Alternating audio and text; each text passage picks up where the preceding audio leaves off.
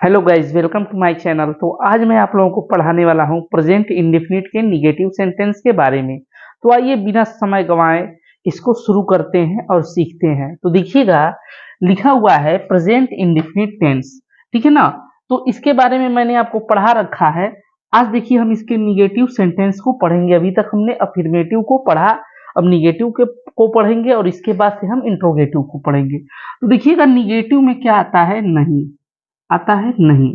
अब देखिएगा, यदि सेंटेंस में नहीं शब्द आ गया हो, जैसा कि सेंटेंस यहाँ दिया हुआ है, वह चाय नहीं पीता है, तो ये तो ता है आया है, तो प्रेजेंट इंडेफिनिट टेंस है। लेकिन यदि नहीं आ गया तो इसे हम ट्रांसलेट कैसे करेंगे, आइए देखते हैं।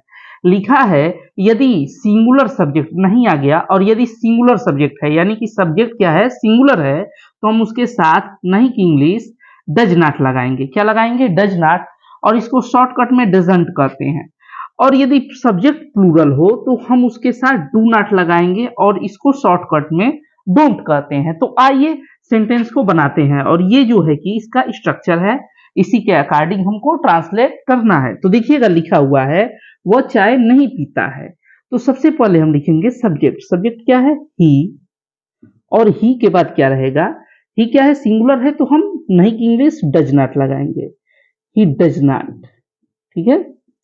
फिर हमें क्या लगाना है? वर्ब की फर्स्ट फॉर्म, तो वो हो जाएगा टेक। ठीक है ना, चाय पीने के लिए टेक लगता है, तो he does not take tea. यहां पर हम वर्ब की फर्स्ट फॉर्म का यूज करेंगे दोनों के साथ, ठीक है ना, सिंगुलर और प्लूरल दोनों सब्जेक्ट के साथ। इसे हम ऐसे भी बोल सकते हैं, he doesn't, he doesn't take tea. ठीक है, ये बोलने के लिए यूज करेंगे और इसको लिखने के लिए। ठीक है, नेक्स्ट देखिएगा, मैं अंग्रेजी नहीं जानता हूं। मैं अंग्रेजी नहीं जानता हूं। ठीक है, ध्यान दीजिएगा।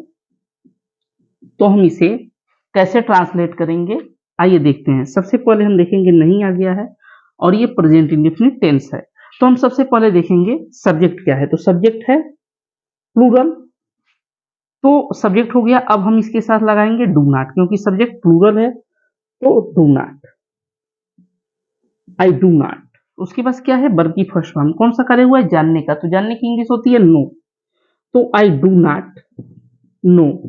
और क्या नहीं जानता हूं? इंग्लिश। ठीक है ना। अब इसको हम ऐसे भी बोल सकते हैं, आई डोंट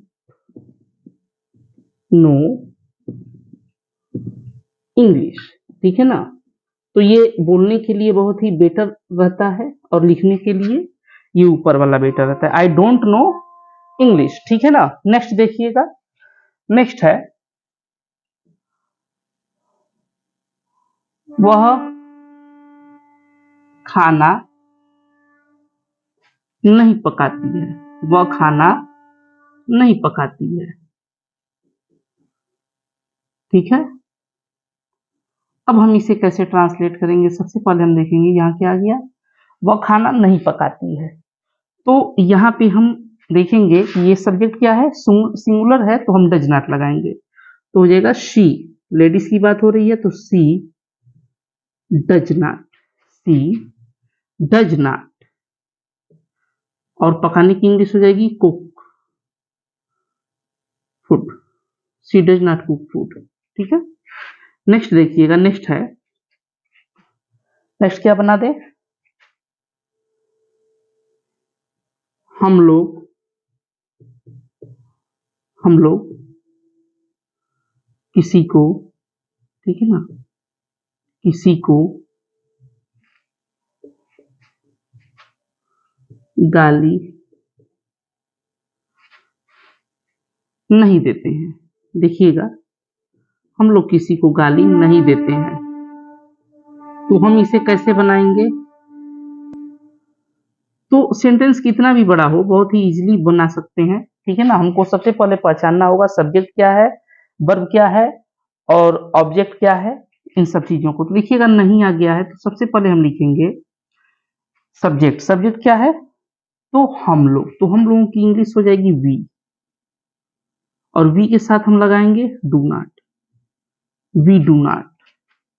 और क्या नहीं देते हैं? अब वर्ब लिखना है तो वर्ब हो जाएगा आपका abuse, we do not abuse anyone, किसी को गाली नहीं देते हैं, ठीक है ना।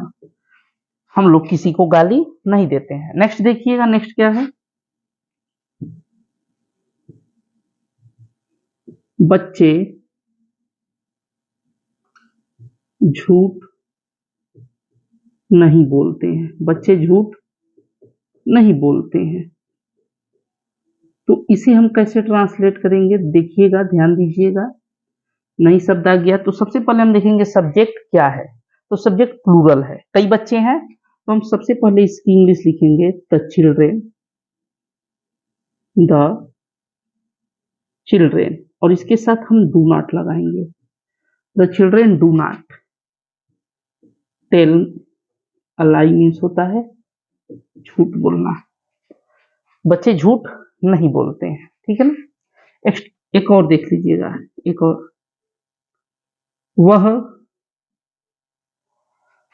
वह विद्यालय नहीं जाता है, वह विद्यालय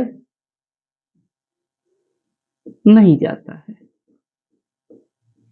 तो हम इसे कैसे बनाएंगे? जाती है, ठीक है ना, ये भी हो सकता है। तो हो जाएगा शी डज नॉट, ठीक है ना, सिंगुलर है तो हम डज नॉट लगाएंगे। She does not go to school, ठीक है।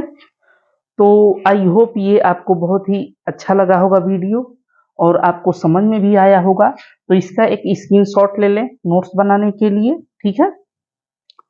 और ऐसे वीडियोस के लिए हमारे साथ जुड़े रहें, हम आपकी पूरी सहायता करेंगे इंग्लिश सीखने में। आज के लिए इतना ही। चैनल को शेयर और सब्सक्राइब जरूर करें।